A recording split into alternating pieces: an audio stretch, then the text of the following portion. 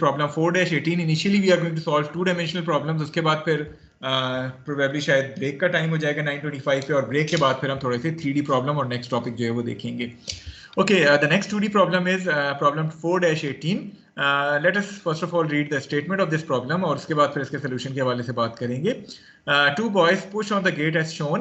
If the boy at B exerts a force of 30 pounds, determine the magnitude of FA which boy A must exert in order to prevent this gate from turning. In other words, the resultant moment due to these two forces should be equal to 0. Only then the gate would remain stationary. Otherwise, अगर ये 0 नहीं होगा तो जिस direction में movement आ रहा होगा ये गेट उस डायरेक्शन में टर्न हो जाएगा. So we need to find out the required magnitude of force A such that it is going to completely balance the moment of force B. Neglect the thickness of the gate. I hope के सवाल हर एक को clear है. So let us start with the solution of this problem.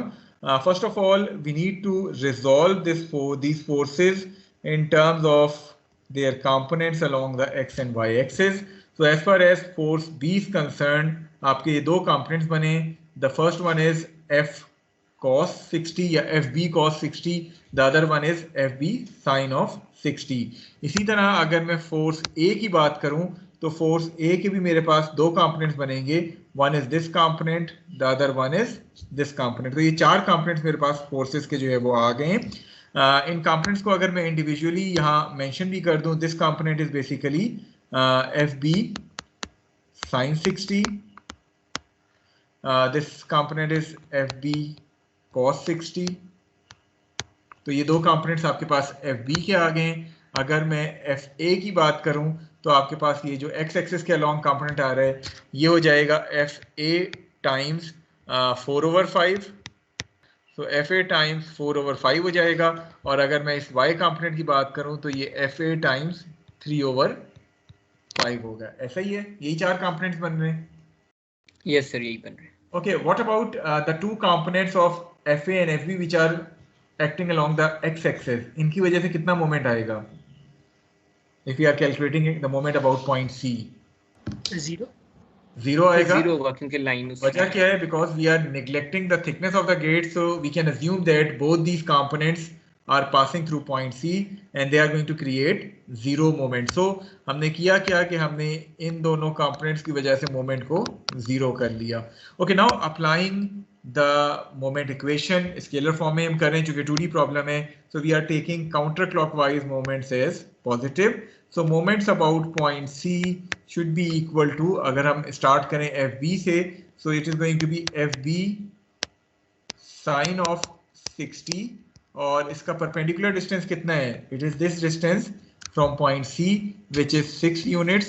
अगर मैं direction की बात करूं so it is producing a moment about point C in a counterclockwise direction. So इसको मैं positive sign के साथ लूँगा.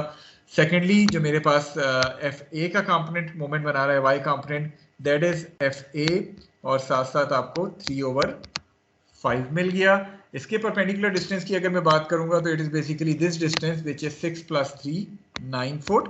और इसकी मोमेंट का डायरेक्शन अबाउट पॉइंट सी अगर मैं देखूं तो वो ये डायरेक्शन है which is clockwise direction. So I am going to include it with a negative sign.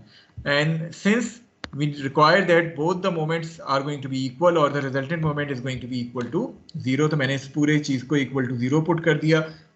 The only unknown thing here is FA.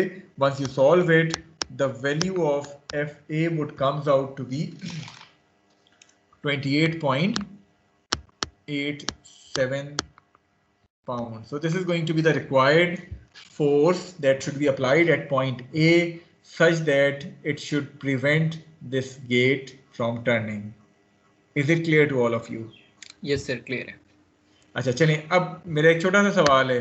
Let us suppose कि मैं आपसे कहता कि this gate has a thickness of say 0.5 foot.